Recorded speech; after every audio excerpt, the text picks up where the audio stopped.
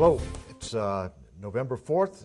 I'm Bob Crowell. I'm the mayor of Carson City, and we just finished a Board of Supervisors meeting, and I'd like to take this time to update the community on some things that are happening. First, a little things about the board. Today we celebrated two new supervisors. We talked about two new supervisors being elected to our board. Supervisor-elect McKenna and Supervisor-elect Karen Aboud. And we also accepted the resignation of Pete Livermore as a supervisor, because Pete actually met with me yesterday and tendered his resignation because on the day after an election, he was just elected to the Assembly of the state legislature. The law says he can't hold two offices at the same time, so he had to pick, and pretty obvious that he should pick staying as the Assemblyman. So Supervisor Livermore is now Assemblyman Livermore, and I had a long talk with Pete yesterday afternoon about the agenda for Carson City and the agenda for counties, and I look forward to working, and our whole board looks forward to working with Pete in the legislature.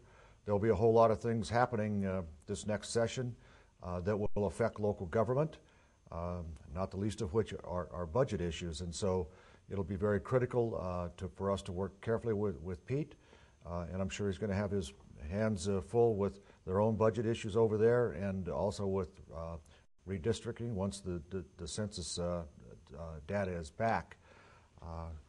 And then we also today at the board passed a motion because we do have a vacancy on the Board of Supervisors with Pete's becoming the assembly person of Carson City. We passed a motion that we're going to appoint John McKenna to fill the unexpired term for Mr. Livermore. So Mr. McKenna will be appointed on the November 16th meeting of the Board of Supervisors, and will serve out the rest of Pete's term. And then on the first Monday in January, we will swear in both Supervisor-elect Aboud and Supervisor-elect and Supervisor then McKenna on the first Monday in January. And I think we sometimes have a discussion as to whether we should have those swearing-in ceremonies in the community center, the Sierra Room, or the courthouse. It's my sense that maybe we're going to do it this time in the courthouse because it's a little different format, maybe a little bit more room in the court to have family and friends join us for the swearing-in ceremony. So that'll be the first Monday in January. Also, we are moving up the board meeting from November 18th to the 16th. We normally, as you know, meet on the first and third Thursdays of each month. We're going to move that up to Tuesday because there is the Nevada Association of Counties Convention, of which Supervisor Williamson is the chairman of that organization. They're having their convention in Reno, and that starts, I believe, on Thursday. Probably a little bit of it starts on Wednesday night. So the board meeting is going to be on Tuesday, and we will be attending, board members, if they wish to attend, will be attending a Nevada prayer breakfast in Reno at the Atlantis Hotel at 7 a.m. Then we'll be coming back here to convene a board meeting at 10 o'clock. On today's board meeting, and for this week, I'd like to talk a little bit about what we've done in some things that are close to my heart, and that's the open space and the outdoors. We accepted the gracious donation of Vidler Water Company of just over 39 acres of property right on the Carson River that will complete our acquisition of property, of open space property on the Carson River, so we can have a connector between the Mexican Dam, essentially, up there, the whole Prison Hill area, Silver Saddle Ranch, all the way down the river through just, I think, to this side of Morgan, to the west side of Morgan Mill.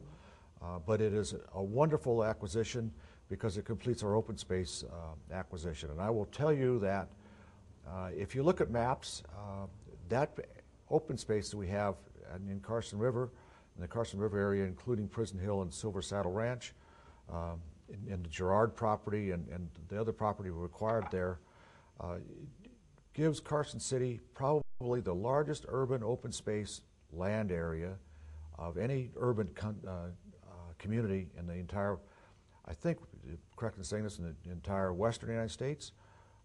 It is large. I mean, if it's not the largest, it's one of the largest. And I can tell you it's larger than Central Park, obviously. but it is remarkable because it is one of the highlights and the selling points of our community, the amount of open space that we have in Carson City. In speaking of open space, we also are completing, or we have underway, a new trail system from Kings Canyon to Ash Canyon.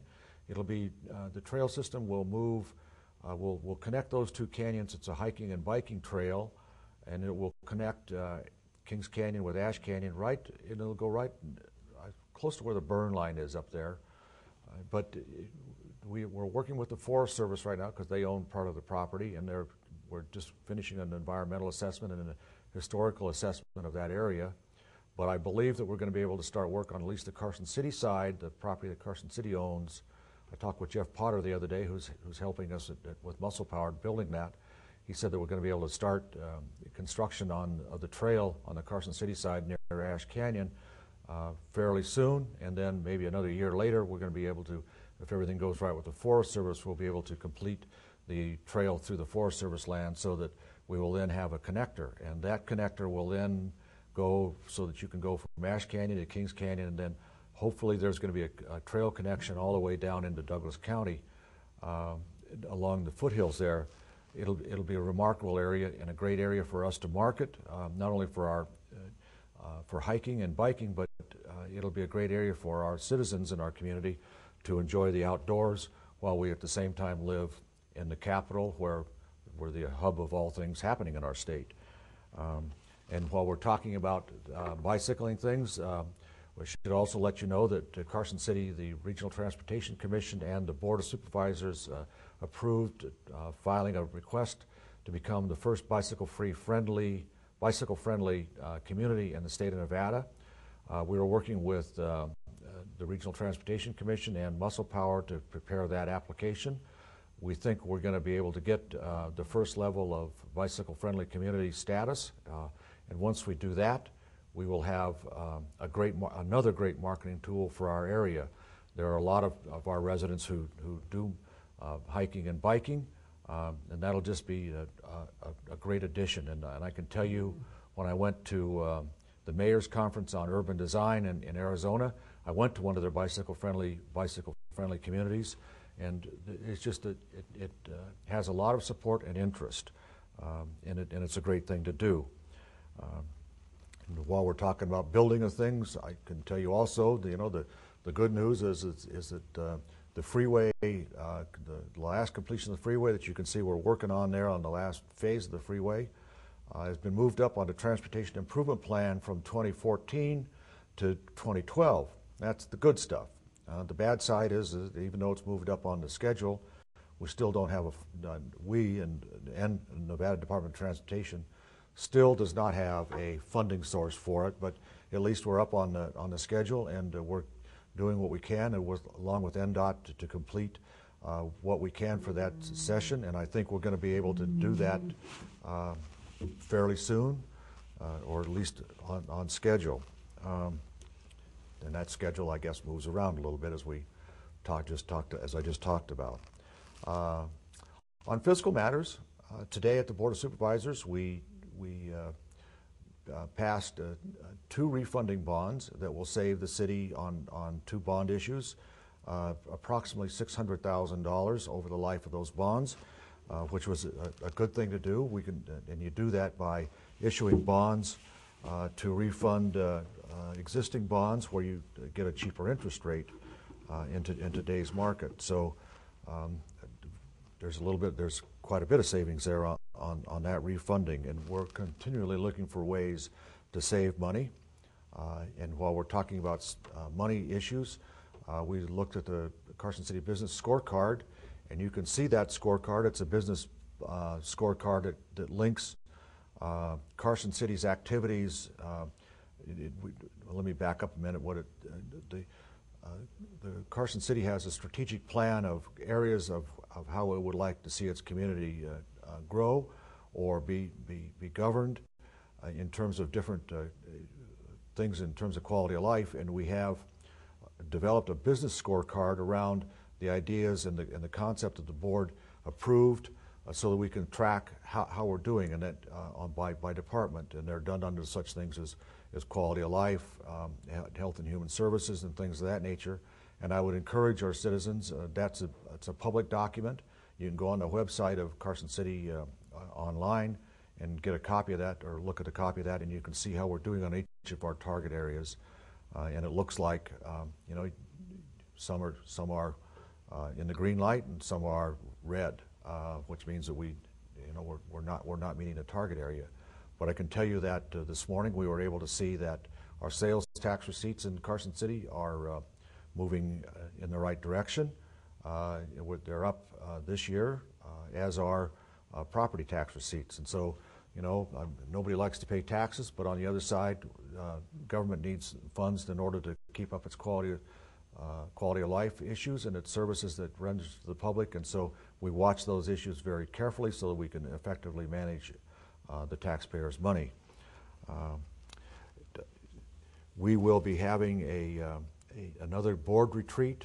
When the new supervisors are elected, we'll be having that retreat sometime next year, where we will look again at the target areas that we identified 2 years ago that we wanted to see how to measure our success. But it's an interesting tool. I'd encourage everyone to go online to take a look at that.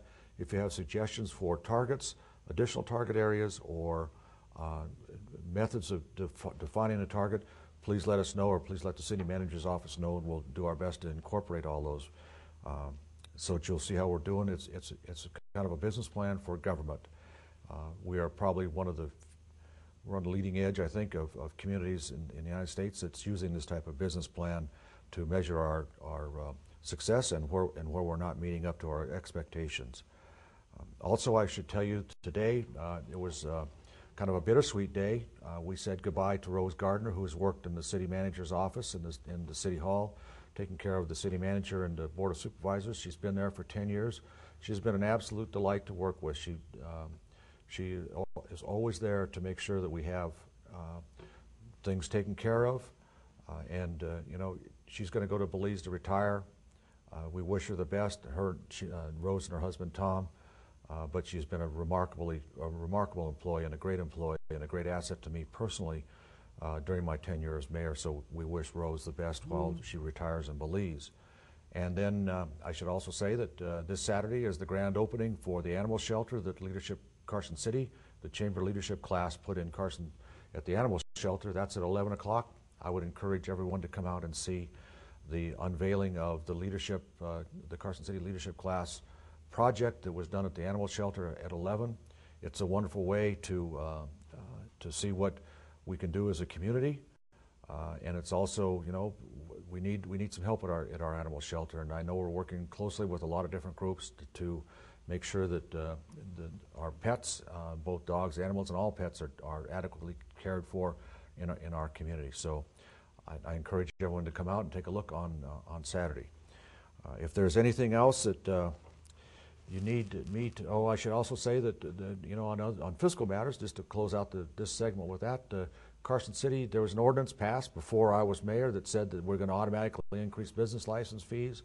Today, we took the first step in repealing that ordinance so that business license fees will not automatically increase with the Consumer Price Index.